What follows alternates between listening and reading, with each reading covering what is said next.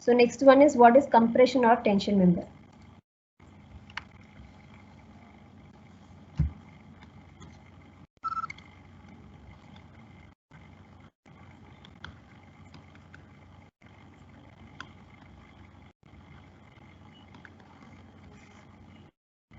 Okay, so for compression member, so compression means it's a push, we can say. Tension, it is pull. Okay, so for example, if you take a column,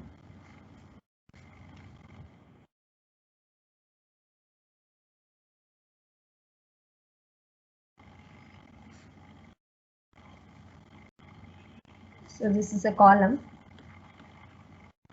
Okay, so and this will be the neutral axis of the column, central axis.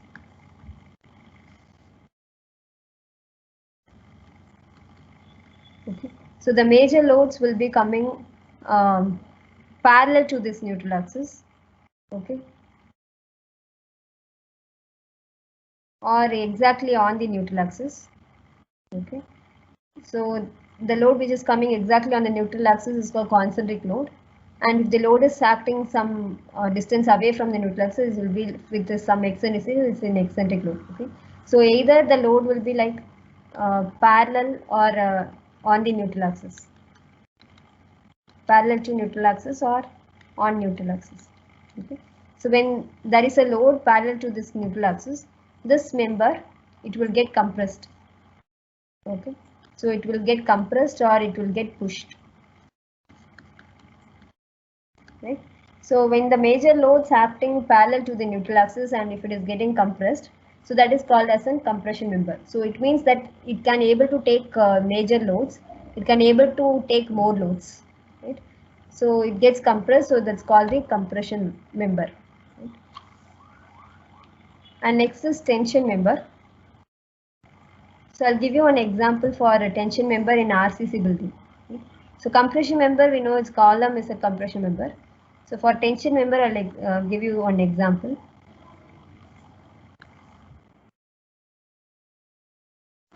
So for example, this is a building.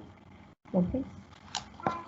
So maybe this is a marriage hall for an example.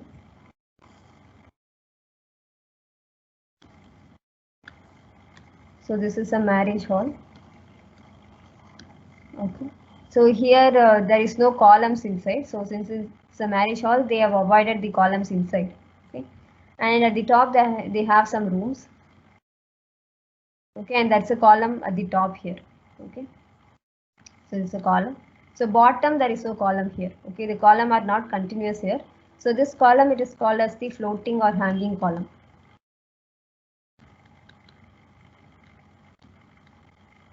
Okay, and this is beam. Okay, so these are all columns. Okay, so from this beam, the load gets transferred to this column. Okay, so and from this column, the load is not transferred bottom because there is no column here. Okay, so and this beam also will transfer some load. Okay, these beams also will transfer the load here. Okay, so this column, since it is not transferring the load bottom, so this column will experience some pull effect here. Okay, it will experience a pull effect. Okay, so this column will act as a tension member here. So it will behave as a tension member. Okay, so column can behave as a compression member also and a tension member also. Here it is, since this is like it will experience a pull force here, so this will behave as a tension member. Okay, so since all the loads are transferred here, maybe this beam may require a larger depth. Okay, since the load is not getting transferred at the bottom, maybe this beam will have a larger depth. Okay, so this is one example for tension member in RCC structure. Okay. Next, if you see in steel building, I'll explain tension and compression member. I'll give you an example for tension and compression member in a steel building. Okay. So, for example, if you consider a factory building,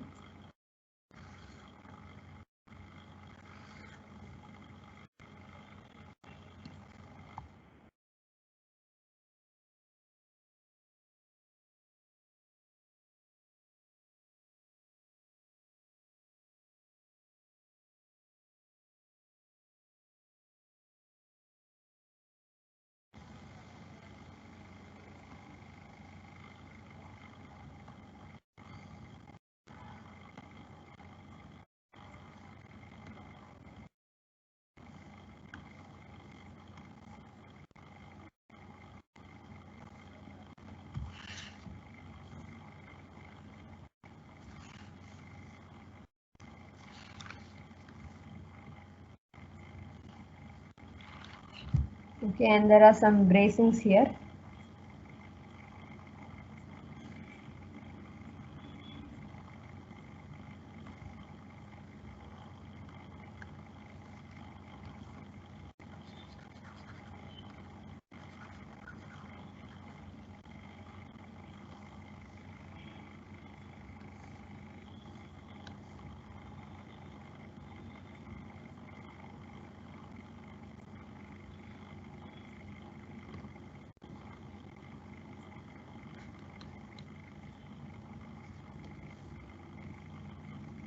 Okay, so this is some factory building and these are bracings here. So for example, if there is any lateral loads like wind or a seismic load, okay, for example, okay, so this load when it is happening here, it will be transferred to each and every member here. Okay, so maybe for example, if 10 kilonewton load is happening here, so this will be equally distributed, okay, to each and every member. So this maybe here 10 kilonewton, maybe here 9 kilonewton load will be coming here. Here 1 kilonewton load will go here for an example. Okay, so when the load is uh, reaching this member, okay, so this will experience some pull force here. Okay, okay, so this will experience some pull force, and this member it will behave as a tension member.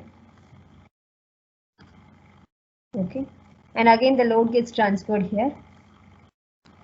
Okay, so this member, since this is experience some pull force, this member will experience the push force here.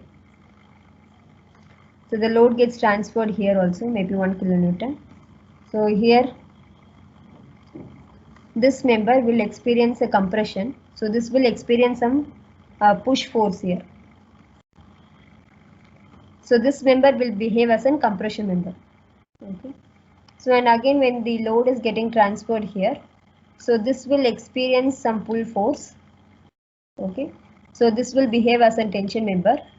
Here when the load is getting transferred here, okay, so this will behave as a compression member. So this will behave as a tension. Here there will be some push force. It will experience some push effect here.